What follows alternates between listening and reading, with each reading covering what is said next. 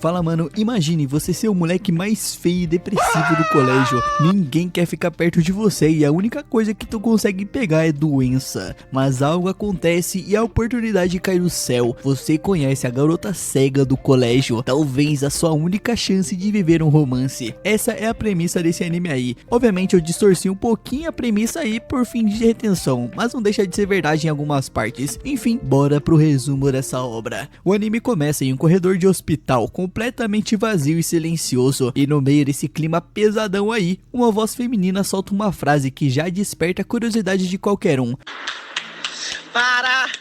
Tira que eu vou cagar! O desejo dela é continuar vivendo, mesmo depois de morrer. Do silêncio absoluto, a gente é jogado direto no meio de uma bagunça aí, mano. Tá rolando uma festa de boas-vindas da universidade, com gente brindando, veteranos gritando e aquele caos típico de calouros tentando fazer uma amizade a qualquer custo. No meio dessa confusão aí tá o nosso prota, Sorano, usando um moletom e praticamente dormindo sentado. O colega do quarto dele, o Narumi, reclama que ele não tem animação nenhuma, mas o nosso prota responde na hora que só foi arrastado para aquela festa contra a vontade e que está morrendo de sono porque o Narumi passou a madrugada inteira arrastando móveis no dormitório. O Narumi ainda pede desculpas por ser um colega de quarto tão esquisito, mas faz isso com o maior orgulho do mundo. Dito isso, essa festa aí também serve para mostrar exatamente como o Sorano enxerga as coisas. Os veteranos começam a cantar parabéns para uma caloura cujo ninguém sabe o nome, manos, e ele quase morre de vergonha alheia. Logo depois, um veterano sobe para fazer um anúncio importante. Ele apresenta a aluna nova, Yuko Hayashi, manda ela levantar na frente de todo mundo e simplesmente se declara. Diz que nunca acreditou em amor à primeira vista, mas que não consegue mais segurar os seus sentimentos, então pede ela em namoro ali mesmo, enquanto o pessoal começa a incentivar o namoro. A resposta da Yuko vem na velocidade de um míssil, mano. Sinto muito, você não faz o meu tipo, você é feio, pobre e broxa.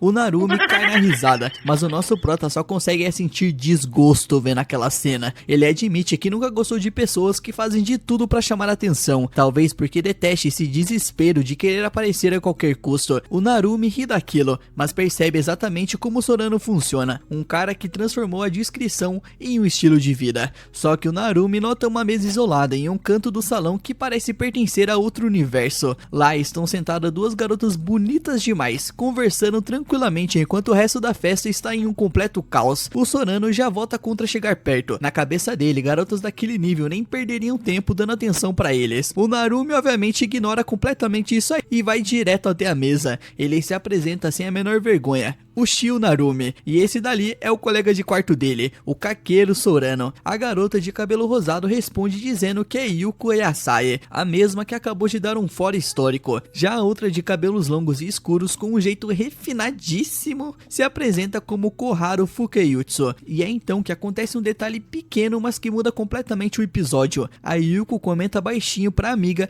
que o Koharu está bem às 12 horas, indicando a posição de alguma coisa na mesa como se fosse um relógio. A Koharu agradece e pega exatamente o objeto certo. O Sorano estranha aquilo e pergunta se ela tem algum problema de visão, e com toda a naturalidade do mundo a Koharu responde que sim, ela é completamente cega. Quando a festa acaba já é de madrugada e uma lua enorme ilumina o céu. A Koharu vem caminhando enquanto ri, contando como não entendeu absolutamente nada da aula e que até levou um susto quando ouviu o próprio nome sendo chamado pelo professor. O Sorano olha para a lua e não consegue evitar de pensar em será que ela consegue ver a lua? Ele admite para si mesmo que se perdesse a visão jamais conseguiria continuar sorrindo daquele jeito. Enquanto os quatro seguem caminhando, a Yuko explica que a universidade possui um programa de guias estudantis, voluntários que ajudam alunos com deficiência a se locomoverem e enfrentarem a rotina do campus. Ela faz parte desse grupo. Conta também que conheceu a Koharu justamente na cerimônia de boas-vindas, porque os sobrenomes delas fizeram as duas sentarem lado a lado, e revela que foi a própria Koharu quem pediu ajuda naquele dia, porque sempre sonhou em participar de uma festa de boas-vindas quando finalmente entrasse na faculdade. A Yuko encerra dizendo que acha tudo aquilo incrível, e o nosso prota só consegue responder, é isso aí mesmo, legal. Meio travado porque ele sente que incrível ainda é pouco para descrever aquilo, e nem sabe direito como colocar o que está sentindo em palavras. Mano, ele só conhecia uma pessoa cega, é só isso, tá ligado? Logo depois, a Yuko ativa um modo estratégico de culpar estúpido. Ela descobre que o Sorano frequenta a mesma aula de ciência da computação que a Koharu nas manhãs de segunda-feira e faz uma proposta. Já que ele não quer virar um guia estudantil, ele podia pelo menos ficar de olho nela durante aquela aula, caso ela precisasse de alguma ajuda. O Sorano congela na mesma hora, mas antes que ele consiga responder, acontece um pequeno acidente. Uma bicicleta velha que estava largada bem em cima de um piso tátil acaba caindo. Depois de um pedido de desculpas meio sem graça, a Koharu apenas ri e diz que qualquer pessoa derrubaria aquela bicicleta toda detonada. O verdadeiro problema é alguém ter estacionado justamente em cima do piso tátil. Ela comenta que gostaria que mais pessoas soubessem o quanto isso atrapalha. O Sorano responde apenas que vai pensar no assunto. A Yuka não perde tempo, já pega o contato dele e diz que vai contar com ele caso a Koharu precise de alguma coisa. E por dentro, nosso prota admite algo que nunca teve coragem de dizer em voz alta. Ele simplesmente não leva jeito pra esse tipo de situação. E aí que esse anime safado aí resolve abrir de vez o passado do nosso prota. Depois que a mãe dele se divorciou, os dois passaram a viver de favor na casa de parentes. Desde pequeno, Sorano aprendeu que encontrar lugares seguros era a melhor maneira de sobreviver. Sempre que chamava atenção, acabava sendo odiado por alguém. Então ele desenvolveu a habilidade mágica de sentir o clima ao redor e fazer de tudo para passar despercebido. Não se envolver era sempre a opção mais segura. O grupo chega ao prédio onde a Koharu mora e bem nessa hora de despedida, algo acontece. Fogos de artifício começam a explodir na direção da universidade. Todo mundo levanta os olhos pro céu, mas a Koharu já sabe, né? Ela só se assusta com o estrondo e acaba perdendo o equilíbrio. No reflexo, o nosso prota segura ela pelos ombros pra ter aquele momentozinho de romance, né, seus safados? Ela sorri e comenta que as mãos dele são bem quentinhas. O nosso prota afasta as mãos na mesma hora pedindo desculpas, mas ela responde que não tem problema, mano.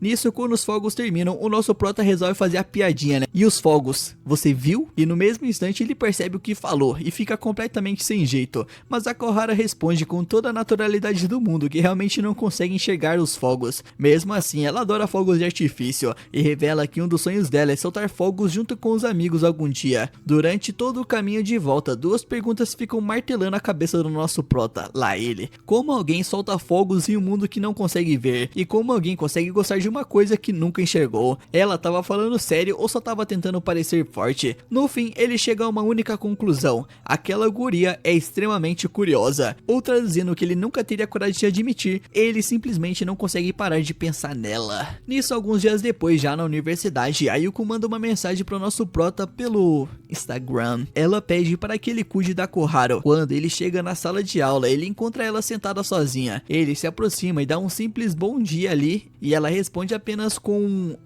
completamente perdida. Só então que o Sorano percebe o motivo. Como ela não consegue ver para onde ele está olhando, não tinha como ela saber que aquele cumprimento era para ela. E então ele tenta de novo, mano, e dá um bom dia. Porque sem a pessoa dizer quem é, ela nunca consegue ter certeza. Mas dessa vez resolveu arriscar. A voz dele é bem carismática e, segundo ela, a maioria das pessoas falam com um tom parecido de dó. Já a voz dele lembra mais um fá. O Sorano pergunta se ela tem um ouvido absoluto e a Koharu responde que toca piano desde pequena. O marcador de páginas dela cai no chão. O Sorano pega e devolve. Ela agradece, dizendo que ele é realmente uma boa pessoa. E essa frase acerta o nosso prota em cheio. Durante a aula, enquanto o professor explica a matéria, o Sorano observa a máquina que ela usa para fazer as anotações. É uma máquina de escrever em braille, e o pensamento dele é de uma sinceridade rara. Existe uma parte dele que automaticamente pensa que isso deve ser muito difícil, mas existe outra parte que percebe esse pensamento imediatamente e se incomoda consigo mesmo. É um retrato perfeito de alguém aprendendo aos poucos a enxergar uma pessoa antes de enxergar uma deficiência. Quando a aula termina, o nosso prota já tá indo embora quando vê a bengala da Koharu cair e rolar pelo chão. Ficou meio estranho. Ela começa a procurar sem conseguir encontrar, e essa situação é meio paia, né? Por um instante ele hesita, dá vontade de chamar outra pessoa pra ajudar, mas ao perceber que não tem ninguém por perto, ele sente até um certo alívio. Afinal, a mesma garota que fala da própria cegueira com tanta leveza também deve ter o orgulho dela, o cansaço dela e os momentos em que sente vergonha. Então ele para, pensa e resolve ser uma boa pessoa, né? Esse babaca.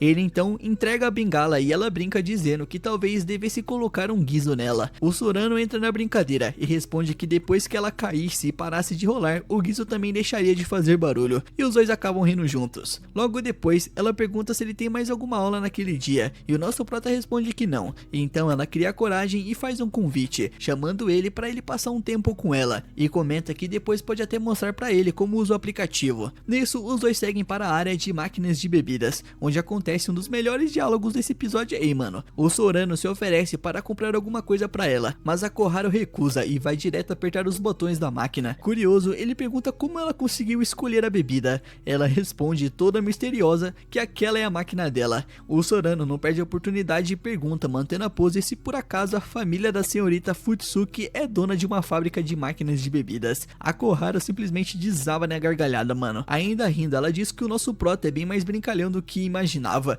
e pergunta se ele tava achando que ela é tipo aquelas pessoas rancorosas lá com a própria doença que não consegue rir de nada. E o Sorano engole seco. Então ele explica o que quis dizer com minha máquina. Para uma pessoa cega, qualquer máquina de bebidas desconhecida é praticamente uma roleta russa. Você quer comprar um chá com leite e acaba levando um biscoito. O Sorano comenta que isso parece até divertido. Ela responde imediatamente que não tem graça nenhuma, deixando o nosso prota completamente sem jeito, mas logo começa a rir e admite que às vezes até pode ser engraçado. O problema é quando isso acontece todos os dias. Por isso ela resolveu adotar uma máquina e decorar tudo nela. Foi a Yuko quem ensinou onde ficava cada botão. Quando o Sorano elogia a memória dela por decorar a máquina inteira, a Koharu confessa que na verdade decorou só o botão do chá com leite e o do botão do açúcar lá, mano. Sentados na mesa ali, a Koharu mostra como ela usa o celular dela. O leitor de tela lê tudo que ela toca. Um toque faz a leitura, 2 toques selecionam e gestos como 2 ou 3 dedos mudam as funções. Ela comenta que levou bastante tempo para aprender tudo aquilo,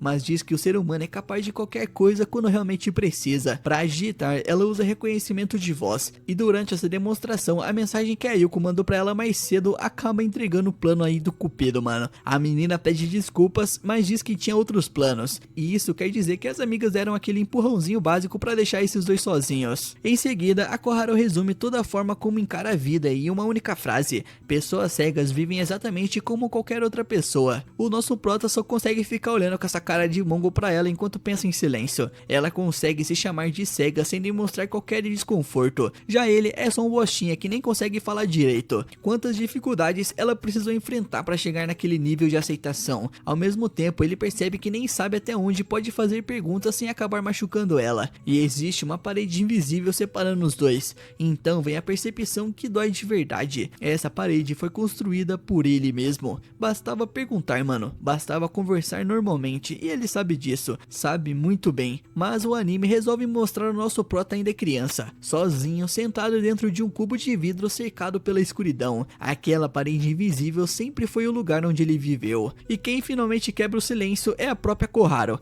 Ela sorri e pede que o nosso prota adicione ela também, mano, lá no WhatsApp. O nosso prota responde tímido que tudo bem. E quando o contato dela aparece na tela, a foto de perfil do Koharu é uma flor. Uma flor que o Sorano nunca tinha visto antes. E esse, meus manos, foi o resumo do primeiro episódio desse anime. E eu tenho certeza que no final dessa obra eu vou chorar, mano. Eu tenho certeza que você também vai chorar. Na sala de aula da faculdade, a bengala da guria lá escapa da mão dela e cai no chão de novo. O Sorano se abaixa, pega e devolve pra ela. É a Futsuki, mano. Ela agradece e comenta sorrindo que aquilo aconteceu igualzinho na semana passada. Ou seja, todo dia acontece isso, mano. Tá virando rotina. Mais tarde, os dois estão no terraço, mano, quando alguém se aproxima. E antes mesmo que a pessoa se apresente, a Futsuki reconhece a Yuko só pela voz. O Sorano fica impressionado e ela explica que a voz da Yuko é fácil de identificar.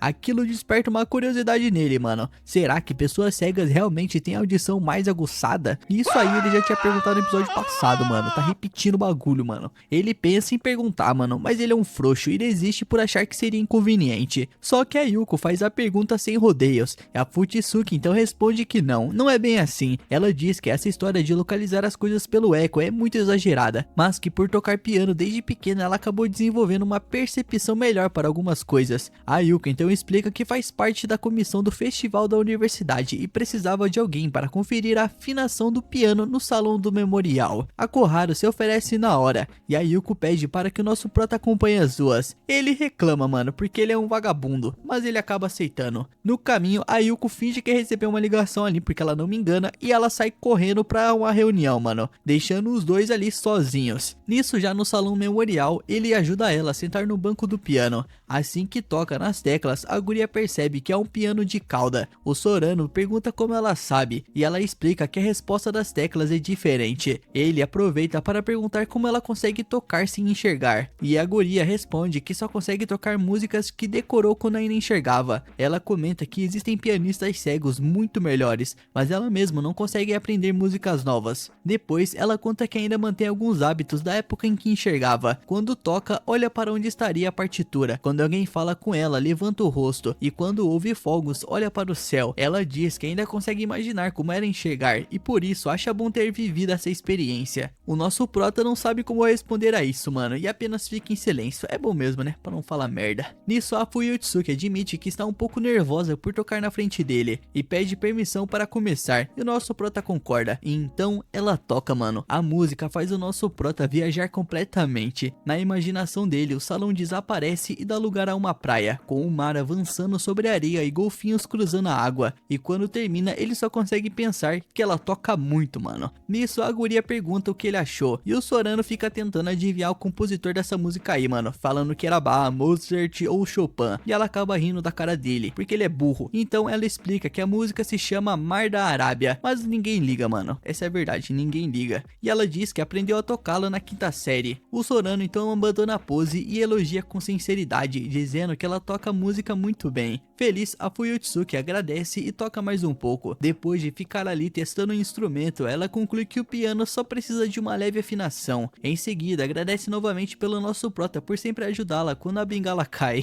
Ela diz que tinha a sensação de que seria ele quem ajudaria de novo, e ficou muito feliz quando isso aconteceu. O Sorano então responde que ela não tinha como saber, mas a Fuyutsuki apenas sorri e diz que no fundo foi mesmo. Criando coragem, ela admite que queria tomar chá com ele outra vez, mas ficou com vergonha de chamá-lo na sala de aula. O Sorano então lembra que eles já trocaram contato no aplicativo de mensagens e que ela pode mandar mensagem quando quiser. Ela pergunta se isso realmente não o incomoda e ele responde que não. Alguns dias depois, durante uma aula de psicologia, o professor explica que a afinidade entre duas pessoas pode crescer rapidamente por causa do efeito de mera exposição, o que faz a gente gostar mais de quem a gente vê com frequência, e do efeito da ponte suspensa, em que o cérebro pode confundir medo com paixão. Guarde bem essa informação aí. O Sorano fica pensando nessa aula aí, mano, e lembra da história de que a gente acaba criando afinidade com quem a gente vê com frequência, e brinca que se isso aí fosse verdade, ele já estaria torando um amigo dele, mano.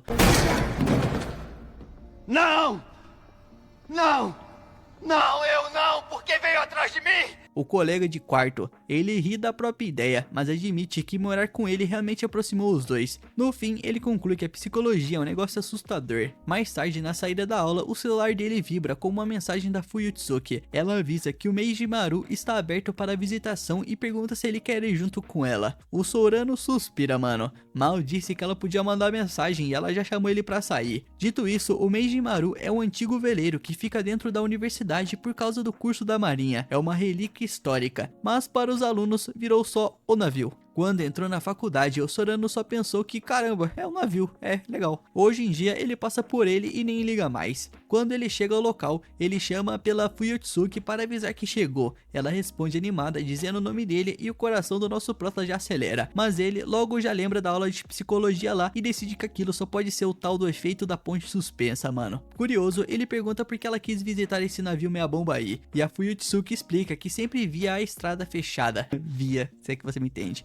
Mas resolveu perguntar na secretaria e descobriu que justamente naquele dia a visitação estava liberada. Ela pergunta se ele nunca teve curiosidade de entrar, e o Sorano responde que provavelmente passaria a vida toda sem fazer isso, mano, sem ter vontade. Ela diz que seria um desperdício e comenta que visitar o navio da Era Meiji parece uma aventura, e aquilo faz o nosso prota refletir. Ele percebe que mesmo querendo muito, provavelmente ele desistiria logo no primeiro obstáculo, igual eu pra tudo que eu faço. Nunca teria ido perguntar na secretaria como entrar, e entende que isso não tem nada a ver com enxergar não, é apenas preguiça mesmo, procrastinação. A Fuyutsuki simplesmente é uma pessoa incrível, então ele aceita entrar com ela. Lá dentro, o nosso prota fica impressionado com o tamanho do navio e como há muitos degraus, e a guria é cega, ele descreve tudo pra ela, mano, tudo que você puder imaginar, e a Fuyutsuki escuta tudo em silêncio e agradece. O Sorano avisa pra ela tomar cuidado. E sentindo o vento, ela comenta que até parece que o navio está navegando de verdade e pergunta como é a paisagem dali. O Sorano descreve o mar de um lado, as árvores da universidade do outro e o silêncio do lugar. A Fuyutsuki então fecha os olhos e diz que consegue imaginar perfeitamente e agradece por ele ter ido junto. O Sorano responde que também gostou muito do passeio, e quando já estão indo embora, a Fuyutsuki abre os braços para sentir o vento e pergunta se o Sorano já assistiu o filme Titanic, e ele diz que sim. Ela conta que também assistiu, ainda na época em que enxergava, então ela faz um pedido inesperado, pergunta se ele não quer fingir que os dois estão na famosa cena do filme. O Sorano entra em pânico, mano, ele diz que aquilo deveria ser feito na proa, mas ela lembra que a secretaria proibiu qualquer um de passar dos corrimãos. Ele tenta escapar, dizendo que então é melhor eles deixarem para lá, mas ela responde que isso não importa, porque consegue imaginar a cena em qualquer lugar. Sem saída, ele pergunta se ela pode ser o Jack, enquanto ele faz a Rose, aí ele fica na frente e ela fica carcando atrás. A Fuyutsuki entra totalmente nessa brincadeira aí, e ainda diz que pode cantar a música do filme no vidinho dele. O Sorano percebe que a situação saiu completamente do controle. Nisso ela abre os braços como na cena do filme e dá alguns passos para trás, e como ela não enxerga, ela pisa em falso. A bengala escapa da mão dela e ela perde o equilíbrio. O Sorano se joga para segurá-la no último instante e os dois acabam sentados no convés, bem próximos, com o coração disparado. Toda envergonhada, a guria pede desculpas e lamenta que se tivesse conseguido ficar só de pé mais um pouquinho, ela teria completado a cena do Titanic. O Sorano respira aliviado e tenta convencer a si mesmo de que aquele coração acelerado é só culpa do efeito da ponte suspensa. Naquela noite ele tem um pesadelo gostoso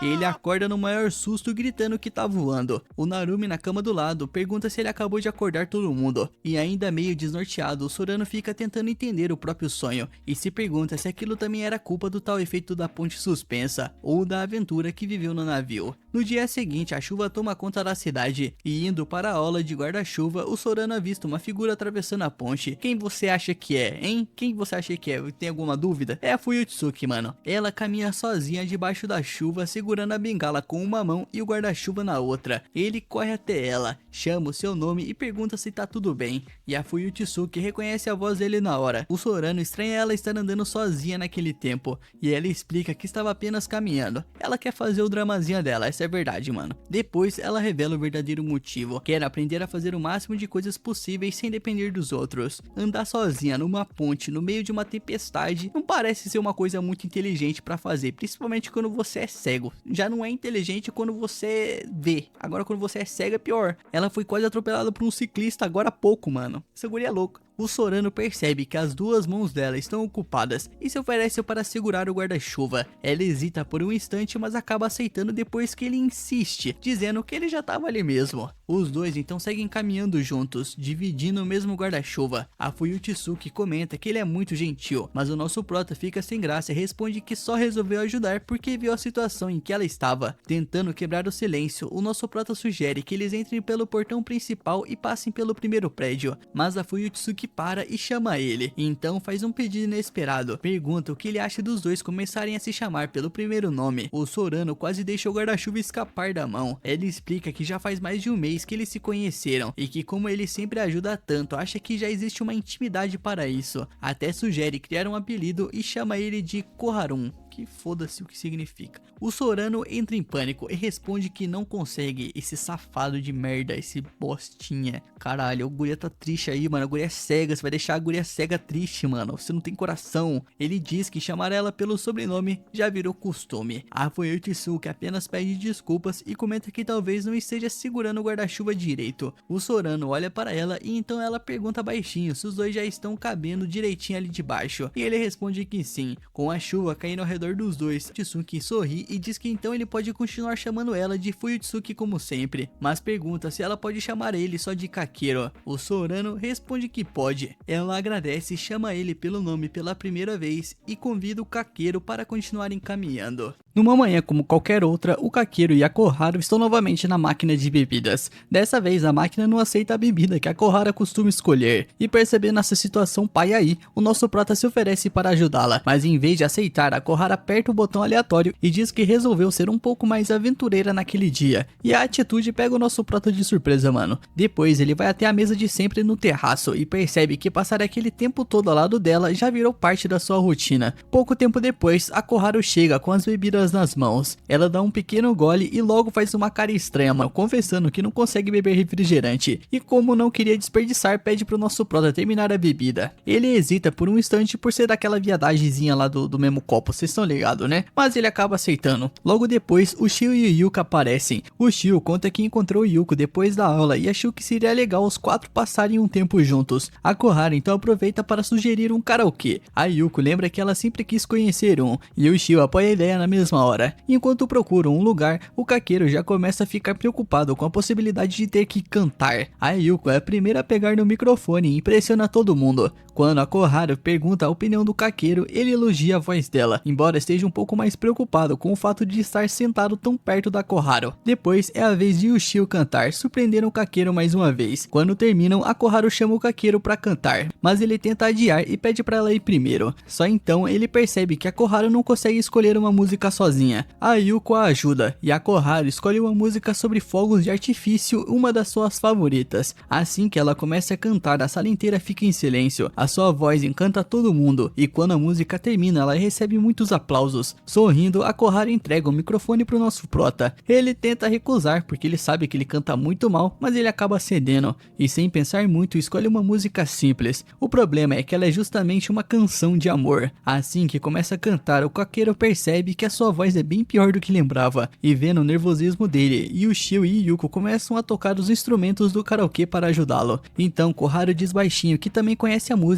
e começa a cantar junto com ele. A voz calma dela faz o Kakeru relaxar. Aos poucos ele esquece a vergonha e passa a aproveitar aquele momento ao lado dos amigos, mano. Na manhã seguinte, o Kakeru e a Koharu estão novamente no lugar de sempre. Depois de alguns minutos em silêncio, a Koharu pergunta se ele ainda tá ali. O Kakeru brinca dizendo que estava escondendo a sua presença, arrancando uma risada dela. Enquanto a Koharu volta a ler, o Kakeru percebe como os dois se tornaram grandes amigos e o quanto gosta da companhia dela. Curioso, ele pergunta o que ela tá lendo. A Koharu apenas levanta o livro e diz que o título está escrito na capa. O Kakeru sorri e lembra que não sabe ler braille. Ela ri e explica que o livro é O Diário de Anne Frank. O Kakeru finge conhecer essa obra aí, deixando a Koharu animada, mas logo admite que ele nunca leu. Então pergunta se ela gosta da história. A Koharu responde sorrindo que gosta de muitas coisas naquele livro. Ela diz que a leitura sempre a incentiva a continuar dando o seu melhor e que existe um trecho em que ela gosta especificamente. Ela também conta que ler em braille ficou mais fácil com a prática. Mesmo podendo ouvir os audiolivros, ainda prefere sentir as páginas com as próprias mãos. Então entrega o livro para o Kakeru e o convida a tentar ler também. O Kakeru então folheia as páginas fingindo que entende alguma coisa, e depois de um tempo ele encontra um marcador de páginas e pergunta o que está escrito nele. A Koharu sorri e diz que foi ela mesma quem fez o marcador. Ela espera que um dia o Kakeru aprenda a ler braille para conseguir ler a mensagem. Então, entrando na brincadeira, ele responde que vai ler quando tiver vontade de aprender braille. E a resposta faz a Koharu fazer um biquinho de insatisfação, mano. Logo depois, ela pergunta se ele gosta de fogos de artifício. Essa guria tem um hiperfoco em fogos de artifício, mano, é impressionante. O Kakeru ri e comenta que ela já fez essa pergunta antes. Em seguida, ele conta que nasceu em Shimono-dera, cidade de um dos festivais de fogos mais famosos do Japão. Ele lembra que os seus pais o levavam quando era criança, mas por ser baixinho e por conta da multidão, quase nunca conseguia enxergar os fogos. O final da história faz a Koharu rir, já que esperava algo muito mais emocionante. Aqui ele explica que isso é normal, já que o festival é considerado um dos melhores do Japão, e ao ouvir isso, a Koharu comenta que gostaria de viver essa experiência algum dia. Nisso, o Kakeru avisa que o lugar fica completamente lotado, mas ela responde que esse é justamente o charme dos festivais. Ela explica que os fogos são tão bonitos que conseguem fazer milhares de pessoas pararem ao mesmo tempo apenas para olhar o céu. Enquanto escuta isso aí, o Kakeru se pergunta como o mundo deve parecer através dos olhos dela. Não importa quanto tempo passem juntos, a Koharu sempre consegue surpreendê-la. modelo. Depois ele pergunta como ela fez o marcador. A Koharu explica que usou uma impressora especial para braille. Enquanto passa os dedos pelos relevos, o Kakeru fica impressionado com a facilidade que as pessoas cegas conseguem identificar aqueles pontinhos. Sem aviso, a Koharu pergunta se ele já fez uma lista de coisas que gostaria de realizar antes de morrer. Que isso, mano, que papinho depressivo isso aí. Depois de pensar um pouco, o Kakeru responde que gostaria de ganhar na loteria e passar os dias lendo em casa. Logo percebe que isso parece mais um sonho do que uma lista de objetivos. A Koharu então comenta calmamente que qualquer pessoa pode partir desse mundo a qualquer momento. A resposta pega o Kakeru de surpresa, e nesse instante uma forte rajada de vento leva embora o marcador de páginas. O Kakeru corre atrás dele, mas o marcador acaba passando por cima do telhado do prédio ao lado. Sem conseguir recuperá-lo, ele volta desanimado e pede desculpas por ter pedido o presente. A Koharu apenas sorri e diz pra ele não se preocupar, mano, porque já sabe de cor a mensagem que estava escrita nele. E como se nada tivesse acontecido, ela pergunta se o nosso prota conhece o clube de pesquisa de fogos de artifício da universidade. No campus existe um pequeno pier conhecido como o Lago, e o Kakeru acredita que ele existe por causa do curso de navegação, e mesmo sem perceber ele acaba acompanhando a Koharu até lá, tentando convencer a si mesmo que só está fazendo isso porque ainda se sente culpado pelo marcador. Enquanto caminham, a Koharu comenta que nem sempre quer depender da Yoko. Naquele momento, a Yoko provavelmente estava trabalhando em um café. Sorrindo, a Koharu diz que ela é muito simpática e que sempre teve um cheiro de café. Quando chegam ao prédio do clube, a Koharu pede que o Kakeru descreva o lugar. Ele responde que o prédio é incrível, escondendo que na verdade parece bem velho e mal conservado. E a resposta acaba divertindo a Koharu. Depois, sendo mais sincero, o Kakeru admite que o lugar parece mais um galpão abandonado do que um clube. Na fachada, o nome Clube de Pesquisa de Fogos de Artifício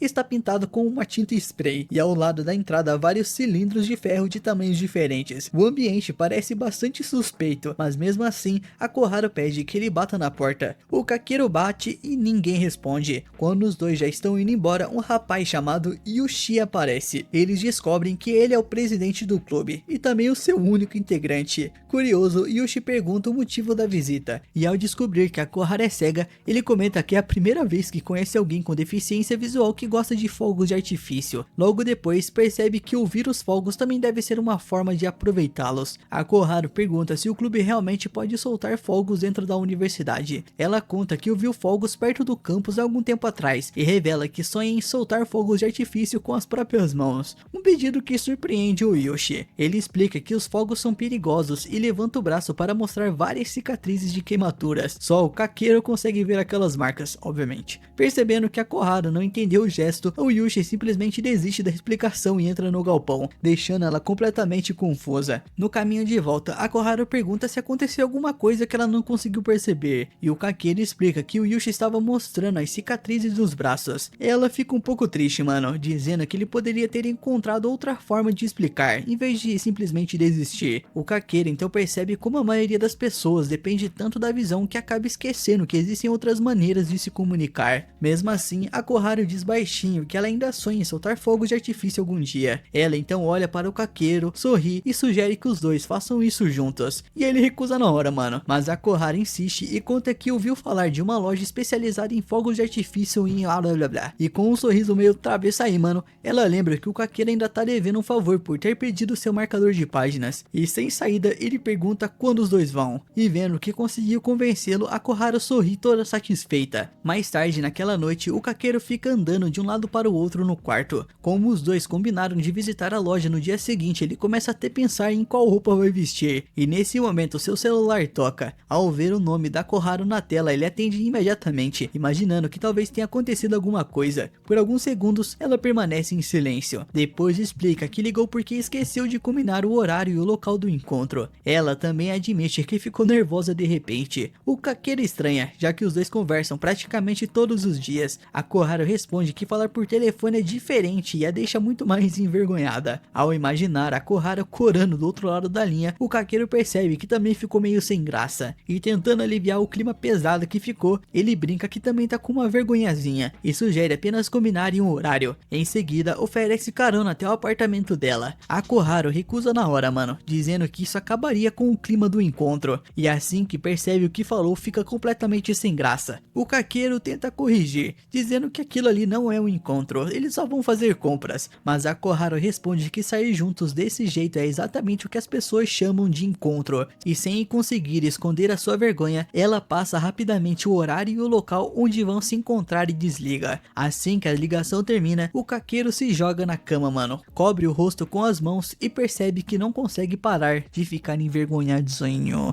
E finalmente chegou o encontro que o nosso prota jurava que não era um encontro, só que o corpo entrega o que a sua boquinha insiste em negar. Na manhã do grande dia, ele tomou aquele banho gostoso, caprichado, muito antes da hora de encontrar a Koharu. O Narumi, companheiro de quarto dele, percebeu na hora e já começou a zoar o mano. Disse que tomar banho todo arrumado antes de encontrar uma garota e ainda fazer cara de inocente dava até inveja. O Kakeru tentou desconversar, mano, dizendo que a Koharu só tinha pedido pra ele acompanhar ela, só que o Narumi encontrou um ponto fraco perfeito e começou a chamar o nosso prota de um frangote umas 10 vezes seguidas. Esse chamado de frango covarde bateu tão fundo nele, lá ele, que no caminho pro encontro ele começou a sentir uma vontade absurda de comer frango, mano. Depois dessa zoeira aí, o Narumi fez uma pergunta séria: será que lá no fundo o Kakeru não queria namorar a Koharu? O Kakeru desconversou, disse que os dois só conversavam como amigos e nunca tinha pensado nisso, mas o problema de verdade era outro. Ele não fazia ideia de como agir em relação à cegueira dela, mano. Que meu Deus do céu, esse moleque, velho. Não sabia se podia tocar no assunto da visão, oferecer a mão ou fazer perguntas. Toda vez que pensava nisso já ficava com medo de pesar o clima, mano. O Narumi então dá um conselho que vale pra vida aí, ó. Pior do que perguntar é criar distância por causa desse medo. E com isso na cabeça aí, o Kakeru vai até o ponto de encontro. Assim que chega, faz a primeira coisa certa do dia, mano. Não chama ela de cegueta. Na verdade, ele chama a Koharu pelo nome e se apresenta pela voz, já que ela não teria como reconhecer ele de longe. Ele pede desculpas pelo atraso. A Koharu responde que já estava esperando faz umas 2 horas ali. O Kakeru quase acredita, até ela cair na risada e revelar que era brincadeira. Logo depois, acontece o primeiro tropecinho fofo aí, mano. O Kakeru aponta na direção dela e fala que é por aqui. Ai, cara, meu Deus do céu. A Koharu pergunta por onde, mano. Na mesma hora cai a ficha. Apontar o dedo não adianta nada, obviamente. Então ele se corrige e diz que é pro lado da mão esquerda dela. Enquanto caminham, ele percebe que continua esperando sem pensar que ela acompanhe seus gestos. E aquela conversa com o Narumi volta a cabeça. Meio sem graça, ele admite que sempre achou complicado namorar uma pessoa cega. E por isso nunca tinha enxergado a Koharu como uma possível namorada. Ele sabe o quanto esse pensamento é feio. Mas a Koharu não deixa o clima pesar não. Ela está tão animada que começa a saltitar pela calçada igual uma criança e ainda desafia o Kakeru a fazer o mesmo de olhos fechados. Ele tenta, trava no meio do pulo e acaba rindo. Como ela só ouviu a risada, ele admite que realmente não conseguiu. Para facilitar o caminho do encontro, eles vão de metrô, e é ali que o Kakeru percebe uma realidade chata da rotina da Koharu. Mesmo com a bengalona dela visível para todo mundo ver, ninguém oferece um lugar, mano. Bando de filha da puta, o ser humano é desgraçado mesmo, mano. O ser humano é paia. Sem pensar 2 vezes, ele então encontra um espaço vazio e guia ela até lá. A Koharu agradece e diz que ele é um cavaleiro. É nada, mano, esse moleque não é cavaleiro coisa nenhuma não. O Kakeru fica sem jeito e responde que aquilo era só o mínimo, exatamente. Então chega um dos assuntos centrais dessa história aí, os fogos de artifício. De novo os fogos de artifício, eu não aguento mais. O Kakeru pergunta por que ela quer tanto soltar fogos se não consegue ver as luzes. Puta que pariu, de novo esse assunto, mano. Eu não aguento mais, fala de fogo de artifício todo episódio. A resposta da Koharu é uma aula. Ela explica que ninguém aproveita os fogos só com os olhos. Eu aproveito pelos olhos, pô. Se fosse só pra ouvir um estourão grandão, eu dava um tiro aqui no meu vizinho, porque se não for pra aproveitar com os olhos, porra, é só um barulho alto pra caralho. Ela diz que dá pra ouvir as explosões, sentir o cheiro da pólvora e escutar a reação das pessoas. É o mesmo efeito que um tiro causa, né? Dá um tiro em alguém que você não sente o cheiro da pólvora e a reação das pessoas, é a mesma coisa. Ela ainda diz que gosta de sentir tudo com o corpo inteiro. Que isso, mano? O Kakeru responde que já ficaria feliz segurando uma estrelinha na mão. E é aí que ela conta onde nasceu esse sonho aí. Quando era criança e ainda enxergava, assistia aos fogos de artifício com a família, mas a vontade de soltar fogos só apareceu depois que ela perdeu a visão. É aquela coisa, né, rapaziada? Você só sente falta quando você perde. Isso não é sobre a visão dela. Ela explica que queria provar pra si mesma que ainda conseguia fazer as coisas sozinha, sem depender dos outros, contando como tudo aconteceu. Enquanto conversam aí, o vagão vai enchendo e o Kakeru se coloca na frente dela para proteger do empurra-empurra. Ela percebe e agradece, mas a parte mais pesada vem depois, mano. Na rua, um homem distraído olhando no celular esbarra na Koharu e continua andando como se nada tivesse acontecido. Um vagabundo safado, provavelmente era eu. O Kakeru vai atrás dele, mas a própria Koharu segura sua manga e diz que está tudo bem. Explica que isso acontece o tempo todo e pede pra ele não ficar brabo. Respirando fundo, os dois entram num café e quem aparece pra atender é a Yuko, mano. Ela reconhece os dois e já começa uma provocaçãozinha aí de boa, mano, perguntando se aquela ali é a Koharu, hein, safado. O Kakeru fica todo vermelho, faz o pedido correndo e ainda vê a Yuko se convidar pro plano dos fogos. Ela também pergunta desde quando os dois ficaram tão próximos. Sem querer, a Koharu entrega que o Kakeru está sorrindo bastante. A Yuko se espanta porque sempre jurou que ele vivia de cara fechada, esse depressivo aí. Logo depois, a Koharu do nada pede pra tocar no rosto dele e sentir esse sorriso com as mãos. Que delícia, dá uma mordidinha nas mãos dela, dedinho, dá uma chupadinha no dedinho dela, que delícia. O Kakeru recusa na hora, vermelho até a ponta da orelha. Na hora de pedir, acontece uma situação que quem enxerga quase nunca percebe, mano. Enxerga, se é que você me entende. O Kakeru avisa que não consegue ler o cardápio, e depois de alguns segundos de silêncio, o Kakeru entende e começa a ler todas as opções em voz alta. Ela escolhe um chá com leite.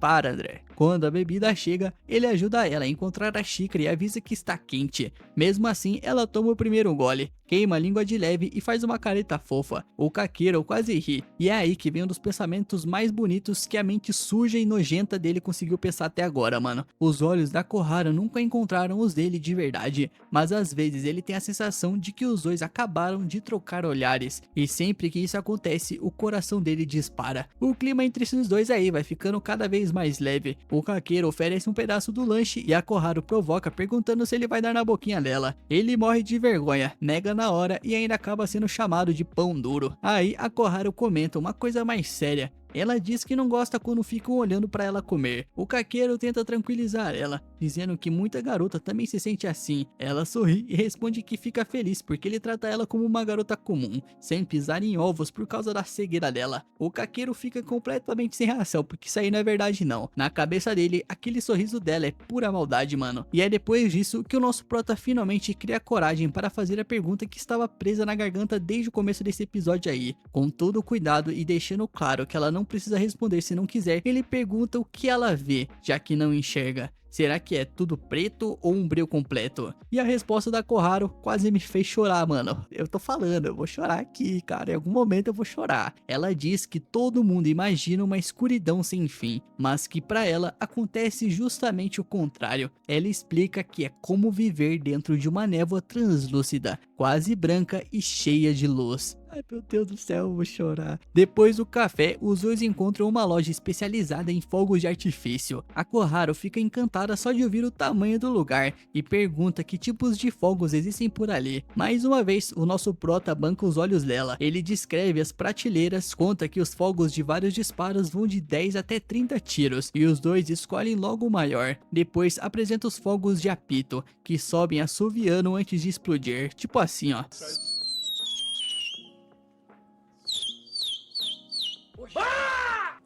A Koharu decide que quer esses também. O Kakeru então continua mostrando os fogos de fagulha, fumaça e luz. Ela quer levar praticamente tudo e brinca que o orçamento é de 1 milhão de ienes, porque não dá pra subestimar o conglomerado Fujitsuki. No fim, sobra pro Kakeru carregar todas as sacolas, cheio de fogos de artifício, ou seja, se acender um cigarrinho ali, é capaz de, foder tudo. Depois das compras, ele pergunta o que ela quer fazer, e sem perceber acaba perguntando se ela quer continuar o encontro. A Koharu aproveita essa daí na hora. Então isso aí é um encontro, né, seu safado, é o que ela diz. O Kakeru responde que era brincadeira e sugere voltarem, já que as sacolas estão pesadas. Nisso ela brinca que a polícia pode parar os dois por carregarem tantos fogos de artifício. E o Kakeru rebate dizendo que a verdadeira responsável por tudo aquilo ali é ela. Sem perceber, ele nota uma coisa. Fazer a Koharu rir está ficando cada vez mais divertido e fácil. Na volta é ela quem sugere ir de ônibus aquático e o Kakeru aceita na hora. Um ônibus aquático que percorre um rio até a Baía de Tóquio. Sem perceber, o Kakeru começa a enxergar o passeio do jeito que a Koharu enxerga. E mesmo sem ver a paisagem, dá pra aproveitar o som da água e o vento no rosto. E quem quiser experimentar a sensação, mano, é só se vendar aí, fechar o olho, ligar um ventilador na cara e começar a beber água. É a mesma sensação que ele sente aí. No embarque, o Kakeru descreve a bilheteria, o barco e explica que o segundo andar é um deck aberto. A Koharu escolhe o deck, mas a escada é estreita e o barco balança bastante.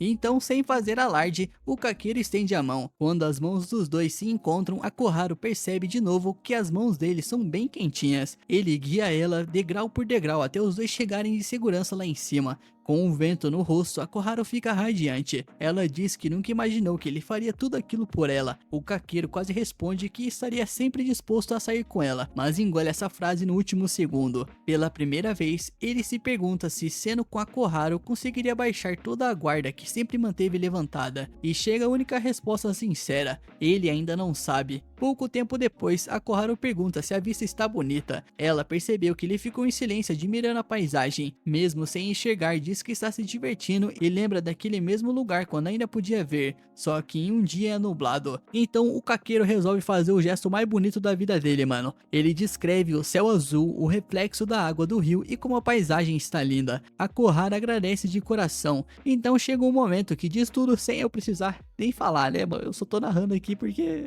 é meu trabalho. O barco desliza pela água. A música toma conta da cena. E o Kakeru apenas observa a mulher linda ali, a Koharu, iluminada pelo sol da tarde, com o vento balançando em seus cabelos. Naquele instante, é como se ela tivesse aberto uma pequena fresta de luz no mundo fechado que ele sempre carregou dentro de si, nesse mundo depressivo e cinza, nojento. É ali que a ficha dele finalmente cai. Ele está apaixonado. E esse anime merda aí nem precisa falar isso em voz alta, mano. No fim do passeio, a Koharu agradece por ele ter levado ela até ali. E o Kakeru, que passou o dia inteiro dizendo que aquilo ali não era um encontro, responde baixinho que quem deveria agradecer era ele. E foi assim, sem que nenhum dos dois tivesse coragem de admitir que aconteceu o primeiro encontro da vida deles. Isso aqui foi lindo, meu Deus do céu, meu Deus. Cada vez melhor, mano.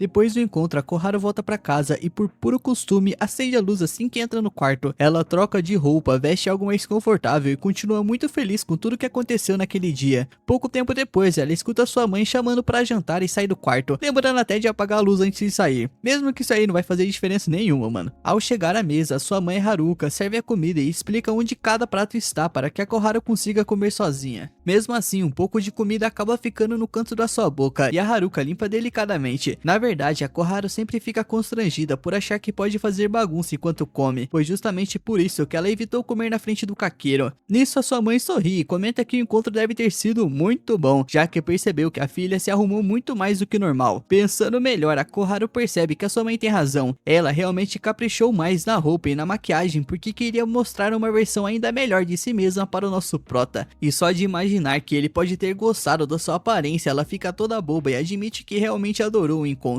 Depois do jantar, ela volta pro quarto e começa a refletir sobre como a sua cegueira influenciou a forma como as pessoas sempre a trataram. Talvez por isso ela nunca tenha conseguido fazer muitos amigos. Ainda assim, ela é grata pelo esforço que o nosso prota faz para entendê-la. Lembra de como ele foi cuidadoso ao perguntar sobre a sua cegueira. Foi a primeira vez que alguém fez essa pergunta diretamente, então ela explicou tudo com calma. Quando ele reagiu com um pequeno som de surpresa, a Koharu achou aquilo muito fofo e imaginou que ele estivesse sendo atencioso com seus sentimentos, o que faz ela gostar ainda mais dele. Enquanto revive aquele dia, a Koharu pensa que muita gente acredita que ser cega deve ser extremamente difícil apenas porque nunca conviveu com alguém nessa condição. Para ela, porém, isso já faz parte da sua vida e parece algo normal. Ela se lembra do quanto ficou arrasada quando descobriu que um dia perderia totalmente a visão, mas com o tempo ela aprendeu a lidar com a deficiência e voltou a fazer praticamente tudo o que fazia antes, apenas de um jeito diferente. Ela também consegue viver como qualquer garota da sua idade graças às adaptações feitas para as pessoas com deficiência. Ela sabe que ainda existem muitas coisas que ela não consegue fazer, mas acredita que também será capaz de superar esses desafios. Aprendeu a pedir ajuda quando precisa e ao mesmo tempo fortaleceu a sua vontade de ser cada vez mais independente para não preocupar os outros. Durante o passeio de barco, ela se lembra de como nosso prota descreveu toda a paisagem apenas com palavras, permitindo que ela imaginasse cada detalhe. Ela gostava da forma como ele sempre era atencioso, e aos poucos acabou se apaixonando pelo calor das suas mãos e pela suavidade da sua voz. Ela também recorda da brincadeira que ele fez durante o passeio, mano, da traquinagem. Fingindo estar assustado, nosso prota disse que eles estavam se aproximando de uma ponte muito baixa e que precisavam abaixar a cabeça para não bater nela. Confiando cegamente nele, se é que você me entende, a Koharu abaixou a cabeça e esperou até que ele dissesse que ela já podia levantar. Só então o Kakeru revelou rindo que a ponte nunca esteve baixa o suficiente para que isso fosse necessário. Ao invés de ficar brava, a Koharu caiu na risada ao imaginar o quão engraçada devia ter parecido. Naquele momento também sentiu uma enorme vontade de ver o rosto dele, e sabe, mesmo que se ainda pudesse enxergar e visse que ele é feio pra caramba, ela se apaixonaria pelo Kakeru mais uma vez. A Koharu sabe que está apaixonada por ele, mas tem medo de contar o que sente. No fundo, ela até fica insegura, sem saber se ele aceitaria namorar alguém com deficiência. Ela sabe que o Kakeru não é o tipo de pessoa que julgaria alguém por isso,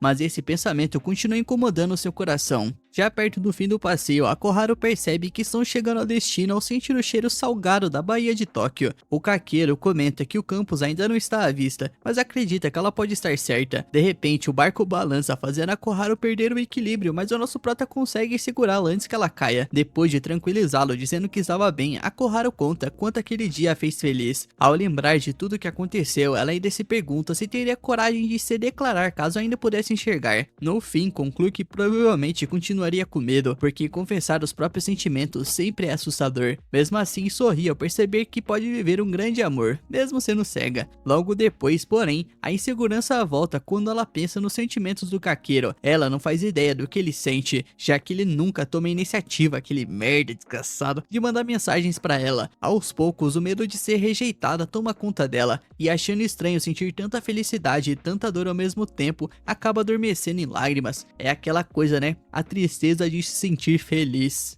Isso existe, tá? Tem uma explicação pra isso, mas não sou eu que vou te dar. Na manhã seguinte, Kakeru, o Shio e os outros alunos participam de um treinamento obrigatório de remo para os estudantes do dormitório. A Koharu e a Yuko estão presentes, mas ficam apenas sentadas na parte de trás do barco por não morarem no internato. Enquanto rema, o Kakeru lembra que o treinamento serve como preparação para o festival da escola, onde uma das atrações é justamente um passeio de barco conduzido pelos alunos. Com a chegada desse festival aí, a Koharu e a Yuko resolvem experimentar a atração. As duas começam a incentivar o Kakeru durante o percurso, deixando o moleque aí bem envergonhado. Nisso, alguns respingos de água atingem o rosto da Koharu. A Yuko se preocupa, mas ela garante que está se divertindo muito e continua torcendo pelo Kakeru. Mano, só foi um respinguinho de água, cara, não foi nada. Vê-la tão feliz faz com que o nosso prota não consiga tirar os olhos dela. O Yushio comenta que o mar representa o verdadeiro romance de um homem. Logo depois, o barco acelera, já que os rapazes passam a remar com muito mais força. E no meio dessa conversa aí, o Kakeru brinca dizendo que quando esse festival desgraçado acabar, ele vai largar essa bosta de faculdade que faz ele ficar remando, mano, numa quinta-feira à tarde, mano. Sacanagem do caralho. E ele vai voltar pra cidade natal dele pra virar fazendeiro. E ao perceber que a Koharu ficou abalada com essa notícia aí, a Yuko logo explica que ele tá apenas brincando, mano, é apenas pegadinha. Logo depois, a Yuko fica estranhamente quieta.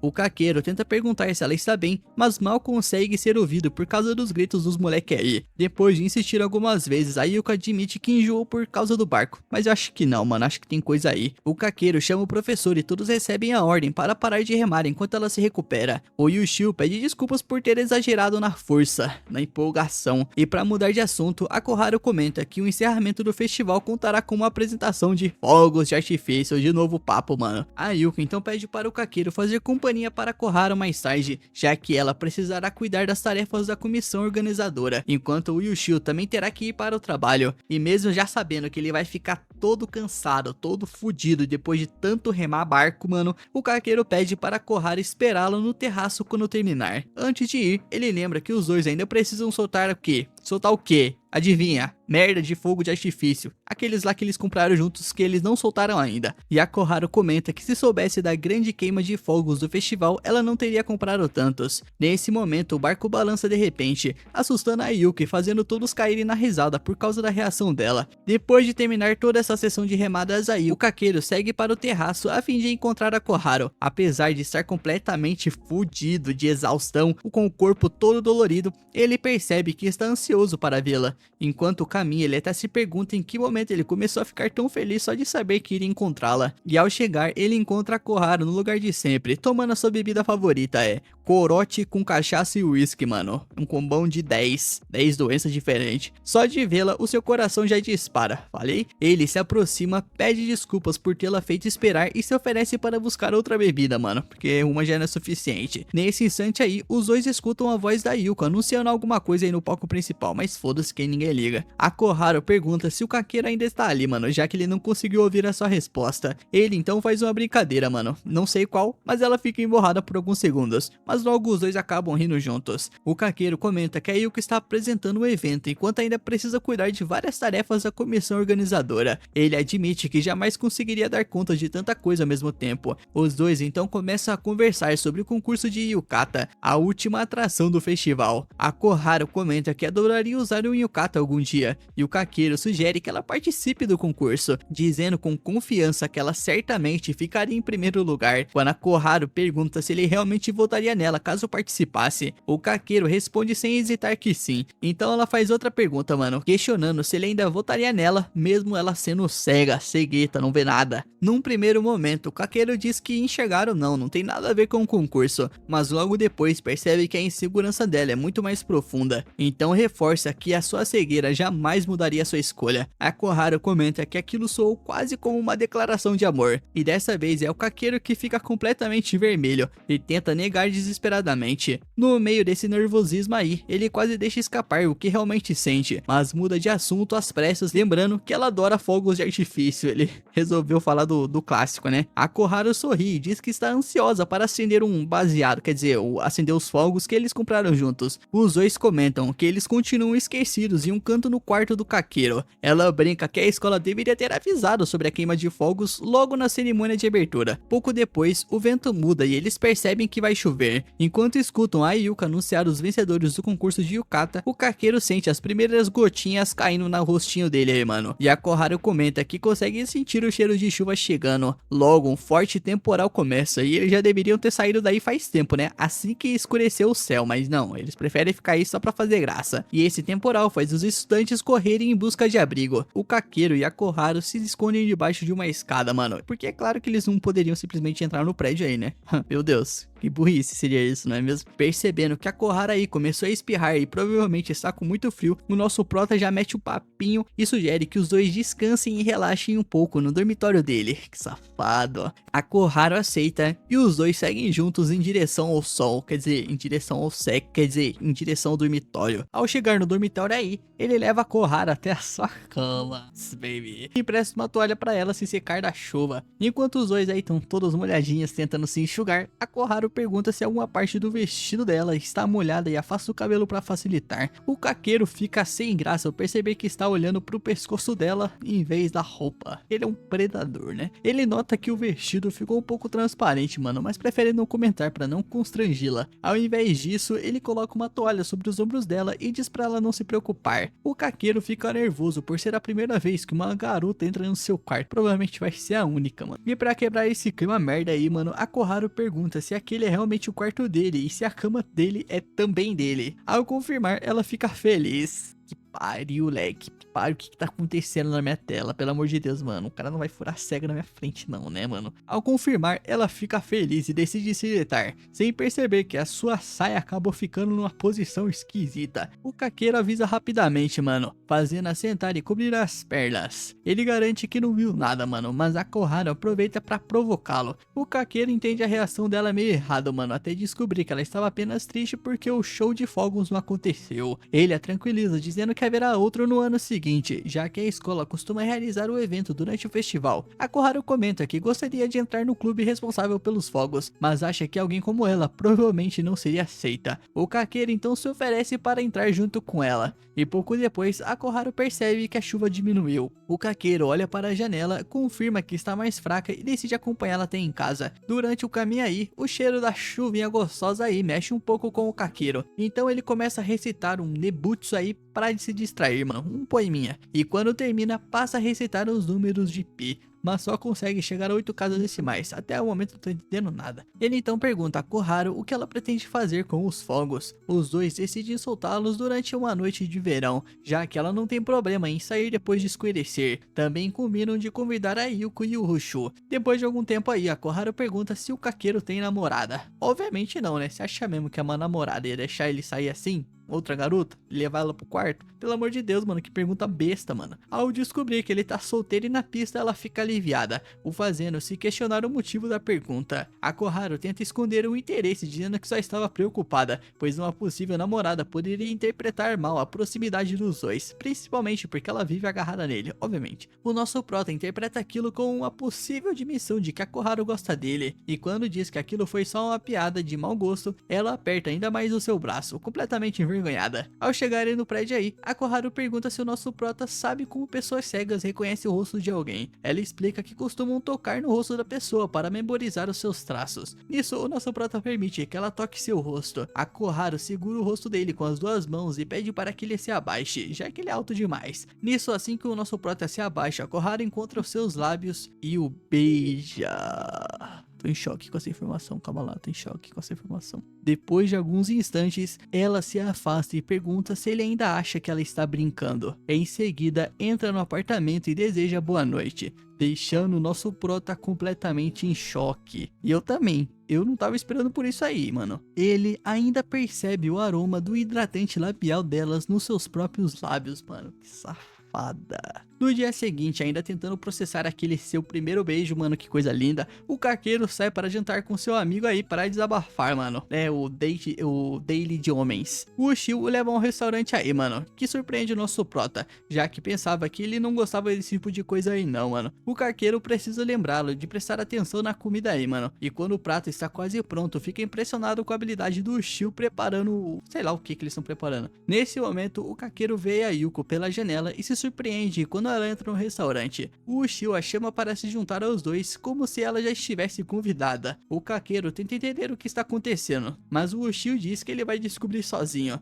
Quando a comida fica pronta, os três começam a comer e ficam impressionados com o resultado do Mayaki. Enquanto comem aí, a Yuko pergunta de onde o Kakeru é, e isso acaba puxando uma conversa sobre algumas comidas estranhas da região. Enquanto continuam comendo, o Kakeru não consegue relaxar. Ele tinha saído com o seu amigo aí justamente para conversar sobre o seu probleminha com a Koharu, mas agora que essa guria intrometida também tá ali, ele não sabe como tocar no assunto, então decide simplesmente continuar comendo e parar de pensar nisso, mesmo depois dos amigos avisarem que ele já estava exagerando. Quando terminam a refeição, é o Shio quem finalmente menciona a Koharu, só que nesse momento o Kakeru está tão cheio que mal consegue falar. Ele pede um chá para ajudar no estômago aí, mano, e quando a bebida chega, toma alguns goles grandes até perceber que aquilo está amargo demais para ser o que ele pediu. A garçonete percebe que entregou uma bebida alcoólica por engano e rapidamente tira o copo dele, só que o estrago já estava feito, mano. O nosso prota começa a ficar estranho e o Shio e a Yuko percebem que o álcool tá batendo. Ele fica completamente distraído e até começa a rir do nada, fazendo os dois pensarem que talvez ele não consiga explicar os seus problemas direito. Mesmo assim, o Kakeru insiste que ainda consegue conversar e diz que quer falar sobre a Koharu, e o Shio decide deixar, acreditando que talvez ficar meio bêbado até ajude. Ele tenta conduzir a conversa perguntando como as coisas estão indo entre o Kakeru e a Koharu,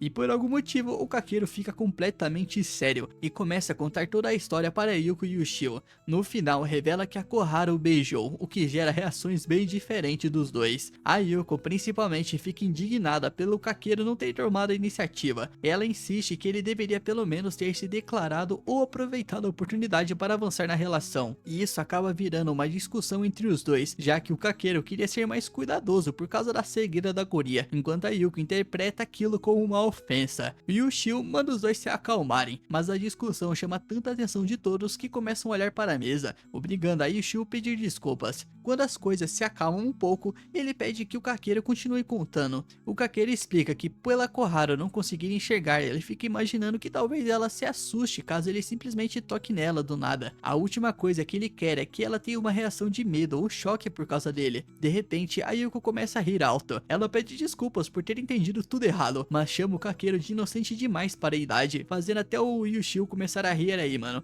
Não era só ele avisar que vai beijar a guria, tipo, estou apaixonado por você e eu quero te beijar agora. Aí ela, pode beijar. Aí ele beija ela, pô, resolvido. É só você avisar antes que você vai fazer, não é? Nada a ver?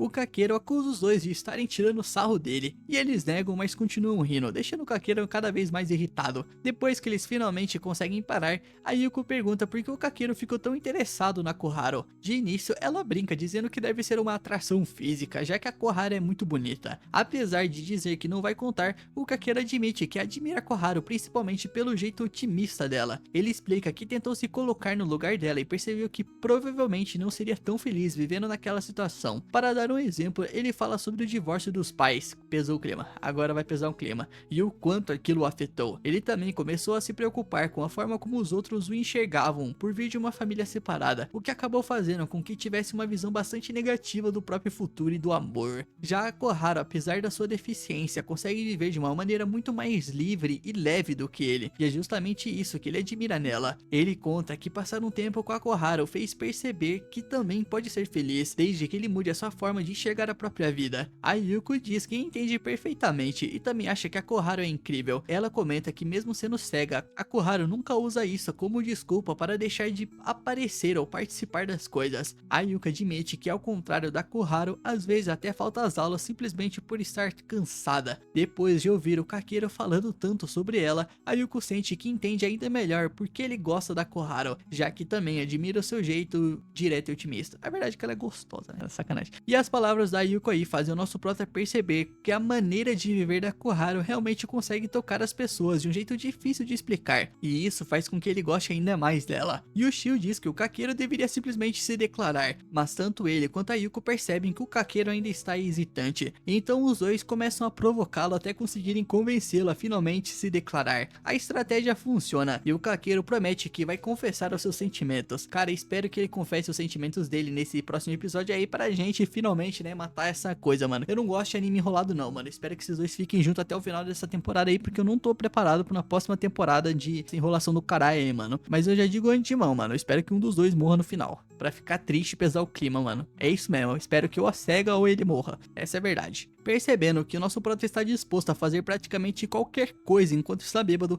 a Yuko sugere que ele pratique uma declaração para a Koharu, e ainda se oferece para gravar tudo em vídeo. Por algum motivo, o Kakeru acha que é uma ótima ideia. Nisso ele se levanta e anuncia em voz alta que quer que todos prestem atenção. Quando percebe que o restaurante inteiro está olhando para ele, já é tarde demais para desistir. Então começa a sua declaração. Primeiro ele tenta dizer o próprio nome, mas acaba se enrolando, e o Shio e Yuko apontam um erro, deixando o Kakeru ainda mais envergonhado. Ele tenta novamente, e dessa vez consegue dizer o seu nome antes de finalmente declarar em voz alta que ama Koharu. Depois, ainda empolgado, anuncia para todo mundo que gostaria de namorar com ela. As pessoas ao redor começam a torcer por ele, enquanto algumas mesas até aproveitam para provocá-lo. Quando finalmente se senta, Yuko revela toda sorridente que já enviou a gravação da declaração para Koharu. No começo, nosso prota nem entende o que ela fez, até perceber que a Koharu já tinha visualizado o vídeo e que a Yuko enviou, mano. Pô, eu acho que foi meio pai ela ter feito isso, na moral, mano. Sério mesmo, acho que foi meio, sei lá, intrometida demais. E quando entende que acabou de se declarar daquele jeito completamente vergonhoso, o Kakeru começa a se contorcer na cadeira, mano, sem acreditar no que aconteceu,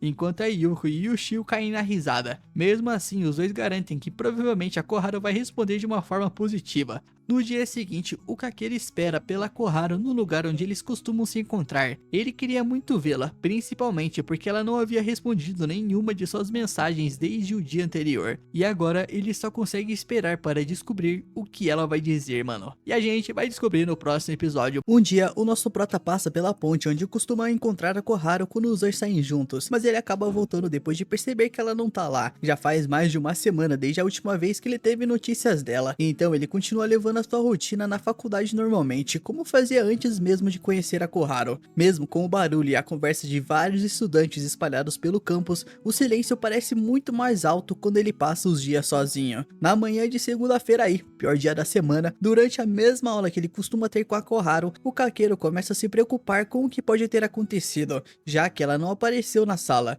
Desde que a Yuko enviou um vídeo da confissão dele, ninguém no grupo tinha conseguido falar com a Koharu ou sequer vê-la pela faculdade. cidade. Por isso eles criaram um grupo de conversa para avisar uns aos outros caso tivessem alguma notícia dela ou a encontrassem por aí. Depois da aula, o Kakeru vai até o terraço onde os dois costumam passar o tempo e mais uma vez percebe que ela não está lá. Ele tenta ligar para Koharu, mas ninguém atende. Mesmo assim, ele decide seguir a rotina que tinham juntos, ainda que sozinho. Ele começa a ir a depressão dele, mano, e lembra dos dias que passaram ali, conversando sobre as coisas mais bobas e até fazendo piada um com o outro. Enquanto toma um gole da sua bebida aí, cachaça, ele se lembra de que a Koharu não pode tomar refrigerante com gás. Por algum motivo, essa lembrança faz com que ele sinta ainda mais saudade dela, principalmente da sua voz e das suas risadas. Sem perceber, o Kakeru nota que está se apaixonando por ela de novo. Ele então pega o celular e percebe que essa última mensagem sequer foi visualizada. O Kakeru começa a pensar que talvez a Koharu finalmente tenha decidido bloqueá-lo, e só de imaginar isso seu coração aperta, e ele começa a se perguntar se isso seria aquilo que é sentir o coração partido. Porém, existe uma sensação ainda pior dentro dele, como se algo mais grave tivesse acontecido. Por isso, ele quer muito encontrar a Koharu e descobrir pessoalmente se ela tá bem. A última vez que sentiu algo parecido foi quando seu pai simplesmente abandonou a sua família sem deixar nenhum rastro. Acontece, mano, a maior parte do brasileiro vive assim. Ele se sente mal com tudo aquilo, como se alguém estivesse brincando de Deus e tirando de sua vida as pessoas que ele mais ama. Eu entendo. Enquanto tava perdido aí na sua depressão,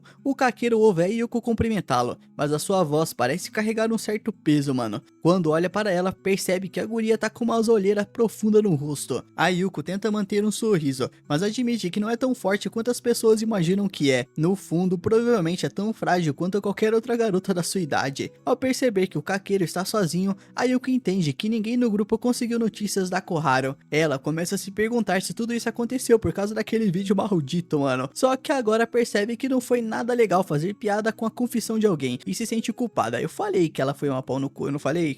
Eu falei no último vídeo, mano. Pensando que talvez a Koharu tenha decidido se afastar por causa dela por causa do vídeo. O Kakeru dá um sorriso gentil para Yuko, mano, e percebe que ela não está acostumada em ver alguém simplesmente desaparecer em sua vida. Por isso, provavelmente está sentindo aquela culpa de forma ainda mais pesada. No caso dele, ele tá em choque, mas admite para si mesmo que a dor de perder alguém é enorme e só quer ver a Koharu novamente. Para tentar aliviar o clima entre os dois aí, esse clima pesado, o Kakeru começa a conversar sobre as aulas e os trabalhos da faculdade. Ele até promete pagar algumas bebidas para Yuko caso ela consiga passar para ele as suas anotações. No meio dessa conversa aí, eles ouvem Yushio gritando e veem ele correndo na direção deles. Quando finalmente chega, o moleque parece estar sem fôlego, como se tivesse acabado de correr uma maratona. Depois de recuperar o ar aí, ele conta que acabou de ver a Koharu entrando em um hospital enorme em outra cidade e correu de volta para avisá-los. Aquilo deixa o Kakeru completamente chocado e ele começa a temer que sua suspeita de que havia algo errado com a Koharu realmente estivesse certa. Ele e a Yuko decidem ir imediatamente até o hospital. Enquanto correm na direção do hospital, a Yuko tropeça e percebe que machucou o pé. Ela diz para o nosso prota continuar sem ela e que vai alcançá-lo depois, já que não quer atrasá-lo. O Kakeru então decide seguir trotando à frente, mano, sabendo que se demorarem ainda mais podem acabar perdendo a chance de encontrar a Koharu. Depois de um tempo, ele começa a correr de verdade, mano, já que o hospital fica em outra cidade, bem longe da universidade. Não era só pegar um Uber, sei lá? O Kakeru passa por várias ruas e carros sem sequer pensar em parar para descansar, porque naquele momento cada segundo importa, mas todo o cansaço desaparece quando finalmente avista o hospital em sua frente. Quando entra no hospital, o Kakeru olha ao redor e encontra alguém na recepção que talvez possa ajudá-lo. Ele vai até o balcão tentando recuperar o fôlego e entre uma respiração e outra pergunta se a Koharu está internada ali como paciente. A atendente, porém, explica que o hospital não pode fornecer informações sobre seus pacientes. Então ele se afasta da recepção e começa a andar pelo hospital em busca de qualquer sinal da Koharu. Ele já sabe que nenhum funcionário vai poder ajudá-lo, afinal nenhum tem parentesco com ela. O Kakeru percebe que os pacientes estão sendo chamados para suas consultas e decide esperar para ver se o nome da Koharu seria anunciado. Para sua decepção, percebe que o hospital chama apenas o número dos pacientes. Enquanto se senta e tenta pensar no que fazer a seguir, recebe uma mensagem da Yuko avisando que acabou de chegar no hospital. Pouco tempo depois ela aparece e conta que conseguiu chegar ali de táxi. Ué, os dois conversam e percebem que a recepção não vai servir de nada, mano, por causa das regras do hospital. Sendo assim, eles vão ter que procurar a Koharu por conta própria. A Yuko decide começar pelo prédio antigo do hospital,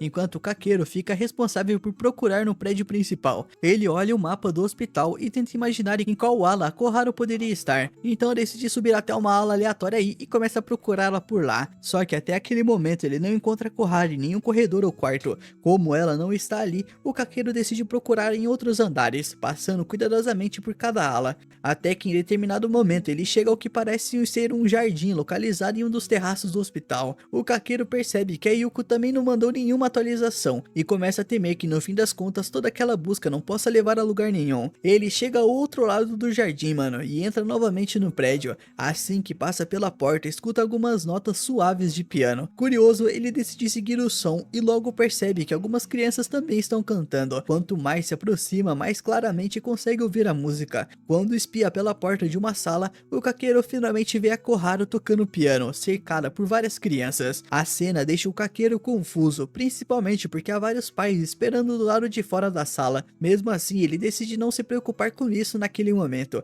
O que realmente importa é que a Koharu está ali e parece estar bem. O alívio é tão grande que as lágrimas começam a escorrer pelo rosto do Kakeru, mano. Enquanto a Koharu continua entretendo as crianças, ele manda mensagem rapidamente para Yuko, dizendo que encontrou a Koharu e que ela está na sala infantil do hospital, tocando piano para as crianças. Não demora muito pra guria chegar no local. Assim que vê a cena, ela também começa a chorar, mano, completamente aliviada por descobrir que a Koharu está bem. Os dois ficam apenas observando pela pequena janela da porta, e em vez de interrompê-la, decidem esperar do lado de fora até que ela termine de entreter as crianças. Depois de algum tempo, o Kakeru percebe que as crianças já estão deixando a sala, então ele e a Yuko se posicionam perto da porta para poderem falar com a Koharu. Quando vê a Koharu saindo, o Kakeru fica paralisado por um instante, sem saber o que dizer. Ela passa direto por ele e desesperado ele chama seu nome. A Koharu para e o Kakeru entende aquilo como um sinal de que pelo menos ela reconheceu a sua voz, porém há algo estranho em seus movimentos. Ele tenta dizer quem é e até faz algumas piadas que os dois costumavam fazer, na esperança de que ela entre na brincadeira, mas não há nenhum sinal de carinho ou familiaridade nos movimentos da Koharu. Ela não sorri nem reage como costumava fazer quando conversava com ele. Em vez disso, ela apenas concorda em conversar e parece até estar com medo da situação. Kakeru então a leva até o jardim para que eles possam conversar em um lugar mais tranquilo. Mesmo ali, a Koharu parece relutante em aceitar qualquer tipo de ajuda dos dois. Quando encontram um banco onde podem conversar, o Kakeru tenta começar o assunto, mas simplesmente não sabe como conduzir essa conversa. A Yuko tenta segurar as mãos da Koharu e explicar que estava preocupada com ela, mas a Koharu se afasta assustada e pergunta se conhece os dois de algum lugar. Nesse momento, o Kakeru se lembra de uma conversa que teve com ela no passado, quando perguntou como era ser cega. Ela havia descrito a sensação como enxergar através de um véu branco ou de uma neblina. A conversa continuou, e ela contou que isso aconteceu quando estava no terceiro ano do ensino do fundamental. A perda da visão aconteceu aos poucos, como consequência do tratamento que recebeu contra o câncer, mano. Apesar de ter conseguido se curar, a quimioterapia acabou tirando a sua visão. Ela contou sobre seu câncer e sobre a sua cegueira. O médico havia encontrado um pequeno tumor em seu cérebro, e no começo ela não achava que seria tão difícil de tratar, já que precisaria apenas passar por alguns procedimentos em que tinha que ficar deitada dentro de uma máquina enorme. Quando finalmente foi declarada curada, a Koharu acreditou que tudo aquilo tinha chegado ao fim. Durante alguns anos ela conseguiu viver normalmente, mas então os médicos descobriram algo avassalador, mano. A doença tinha se espalhado até a sua retina, e então ela recebeu duas opções: remover os olhos ou tentar preservá-los passando por cirurgia e quimioterapia. A Koharu decidiu mantê-los e passou pela cirurgia para poder começar o tratamento. Ela contou ao Kakeru o quão difícil foi enfrentar a quimioterapia, já que o tratamento também prejudicava a regeneração das células saudáveis. Os medicamentos eram colocados em seu corpo e faziam se sentir constantemente enjoada, a ponto de perder completamente o apetite e começar a recusar as refeições. Havia dias em que sentia muita dor e mal conseguia andar sem se sentir fraco ou desconfortável. Mesmo assim, ela continuava determinada a melhorar, e em determinado momento, enquanto escovava os cabelos, percebeu que enormes quantidades de fios estavam caindo. Eventualmente, ela perdeu todo o cabelo, e pouco tempo depois começou a ter dificuldades para dormir. Por causa da insônia, a sua mente permanecia constantemente confusa e enevoada. Sua memória também começou a falhar, e em um determinado dia, ela chegou ao ponto de nem sequer saber que estava dentro de um hospital. E esse, meus manos, foi o resumo desgraçado, miserável, podre, nojento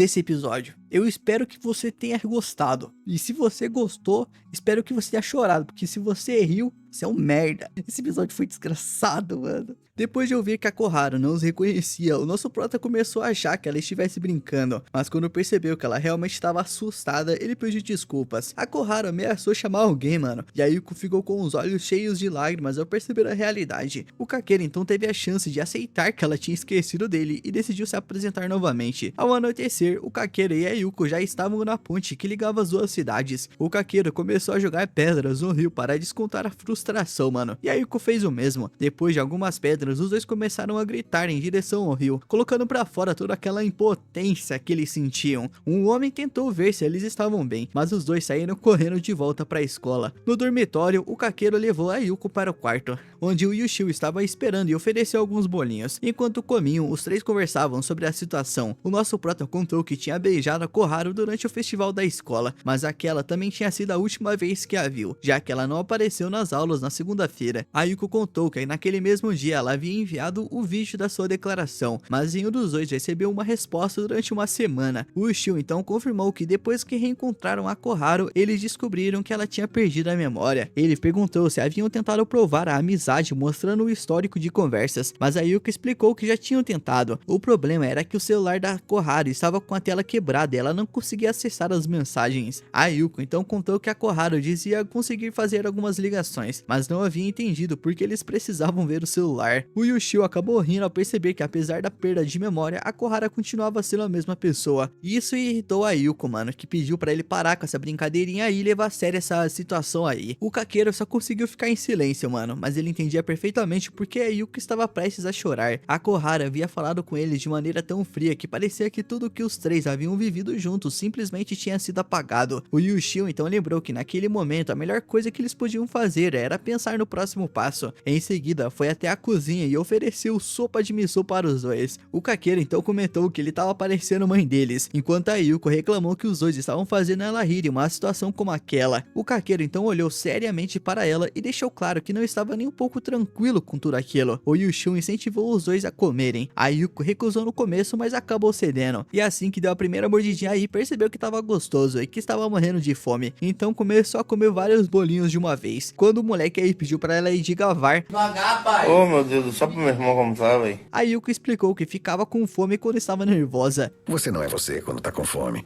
Snickers. Ela ainda perguntou se havia outros acompanhamentos, e o Kakero lembrou que Yushio tinha algumas salsichas aí na geladeira. O Yushio foi imediatamente até lá e avisou que aquelas eram suas favoritas e estava fora de cogitação. A Yuko pediu para ele compartilhar, mano, mas o cara mão de vaca aí continuou recusando e até chegou a bloquear a geladeira com o próprio corpo. O Kakero observa a Yuko tentando tirar o Yushio da frente da geladeira e acaba rindo dos dois. Apesar das discussões, ele percebe que os três se dão muito bem, mesmo sabendo que não conseguiriam resolver o problema da Koharu sozinhos. Alguns dias depois, o Kakero volta ao hospital e encontra a Koharu tocando piano para as crianças. Ele descobre que ela se voluntaria todos os dias para ajudá-las a cantar. Quando tenta se aproximar, porém, a Koharu simplesmente ignora sua voz. Meu Deus do céu, não sobrou nada. Isso dói mais do que ele consegue explicar e faz o Kakero perceber o quanto realmente se apaixonou por ela. A vontade de estar ao seu lado fica ainda mais forte. No dia seguinte, a Yuko mostra ao Kakero e Yushio um anúncio de trabalho voluntário. O Yushio logo percebe que é no mesmo hospital onde a Koharu está e que o trabalho seria na ala pediátrica. Os dois sugerem que os três se voluntariem juntos para terem mais chances de encontrar a Koharu, embora o Yushio tema que suas verdadeiras intenções sejam descobertas na entrevista. A Yuko garante que está disposta a fazer o trabalho com ou sem a Koharu e diz que eles deveriam tentar, já que chegaram até ali por causa dela. O Kakero concorda, pois já tinha decidido fazer o que fosse necessário para continuar ao lado dela. Mano, isso aí já é perseguição na minha opinião, tá ligado? Os três se candidatam, fazem a entrevista e alguns dias depois descobrem que foram aprovados. Após resolverem a papelada e tomarem as vacinas necessárias, eles começam o treinamento. A treinadora explica que o clube de Playtime serve para distrair as crianças das dificuldades de estarem internadas. Por isso, eles não não devem falar sobre as condições de saúde dos pacientes. Depois da orientação, eles são levados até a ala pediátrica onde encontram a Koharu. Ela é apresentada como uma paciente que também trabalha como voluntária. Durante o clube, o Yushio brinca com as crianças, enquanto a Yuko e as outras garotas fazem origami com os pacientes mais tranquilos. O Kakeru observa a Koharu entretendo uma garotinha com aviões de papel. Quando ela não consegue encontrar mais folhas, ele aproveita a oportunidade e leva alguns materiais para ela. A Koharu agradece e o Kakeru vê aquilo como um bom sinal. Ele começa a conversar com ela, comentando que deve ser difícil acompanhar o ritmo das crianças, mas antes que ela responda, um garotinho belisca o nosso prota, mano. Ele tenta segurar a dor até se afastar da Koharu, quando finalmente grita que aquilo doeu, mano. Depois, o Kakeru fala com o menino com uma voz mais calma, mas o moleque o chama de nojento, mano, dizendo que pegou ele olhando para a Koharu. Ela fica sem graça, enquanto o Kakeru tenta acalmar o menino, que começa a correr e provocá-lo. Por sorte, o Yushio consegue pegá-lo facilmente. O moleque tenta escapar e até insulta o cara, mano, mas o Yushio não o solta. O Kakeru então ameaça chamar o seu amigo, mano, que o apelida de homem musculoso e superdotado, sempre que o menino continuar aprontando. Ele vai chamar o Epstein pro moleque. Tô brincando, rapaziada, é piadinha, brincadeirinha, pô. O Yushio questiona esse apelido aí, mano, e o Kakeru explica que achou que faria sucesso na internet. Os dois começam a discutir, até a Yuko mandar que parem e façam um origami. Uma voluntária mais velha observa a cena com carinho, feliz com a energia que eles trouxeram. Nisso, o Kakeru percebe que no meio daquela confusão, eles até conseguiram fazer a Koharu rir. Com o passar dos dias, os três continuam trabalhando no hospital, mas pouco conseguem avançar com ela. Na verdade, a Koharu parece estar evitando o Kakeru de propósito. Enquanto organizam alguns livros aí, o nosso prota ouve alguns voluntários comentando sobre uma criança que parou de frequentar o clube por ter começado seu tratamento. Pouco tempo depois, a Koharu entra na sala e pergunta pelo nosso prota. Ele responde de onde está e ela comenta que percebeu quanto tempo ele tem passado no hospital. Então pergunta se ele está conseguindo acompanhar os estudos na universidade. O Kakeru diz que está tudo bem e que está mais preocupado é com ela, mano, já que não está mais frequentando a universidade. A Koharu olha para ele confusa e revela que nunca chegou nem a começar a universidade. Naquele instante, o Kakeru sente um enorme vazio tomar conta da sua cabeça, mano. Ao perceber o quanto a perda da memória dela realmente era grave, ele começa a ficar exausto com toda aquela situação, sentindo que já estava chegando ao seu limite. O silêncio repentino faz a Koharu perguntar se ele ainda está ali. O Kakeru responde com a sua velha piadinha aí, mano, dizendo que tá apagando a própria presença, só que dessa vez ela não ri. A Koharu repreende e pede para ele não fazer esse tipo de piada, e isso faz o coração do nosso prota se partir novamente, porque os momentos em que ela ria ao conversar com ele era alguma das coisas mais preciosas que ele tinha. E então ele acaba explodindo e diz que seus estudos já não importavam tanto assim. Ao perceber que tinha levantado a voz, o Kakeru se acalma e diz para ela não se preocupar com aquilo. A Koharu percebe que alguma coisa está incomodando ele e o convida para conversar do lado de fora. Ele aceita, mas por algum motivo ele acaba pedindo desculpas. Enquanto caminham em direção ao jardim, o Kakeru não consegue parar de pensar em como a Koharu parecia diferente quando segurava sua mão. Agora as mãos dela estavam frias e já não seguravam as dele com aquela confiança absoluta de antes. Quando chegam ao jardim, a Koharu se senta em um dos bancos e diz ao nosso prota que os dois precisam colocar algumas coisas em ordem. Ele fica confuso, mas escuta enquanto ela repete o que ele e Yuko haviam contado anteriormente. Os dois acreditavam que ela estava sofrendo de perda de memória. Então a Koharu pergunta se o Kakeru realmente quer que ela recupere suas memórias. Quando ele confirma que sim, ela diz que para ela, tentar se lembrar de tudo é na verdade algo doloroso e complicado. O Kakeru fica em choque com a frieza daquela resposta. Ele simplesmente não consegue imaginar que todas aquelas memórias que eram tão importantes para ele pudessem não significar mais nada para Koharu. Mas de repente a Koharu sorri para ele e revela que acredita ter apenas mais 6 meses de vida. Filha da puta de anime, eu falei, rapaziada, que alguém ia morrer. Eu tô falando, é de terror, esse anime é de terror, vocês vão...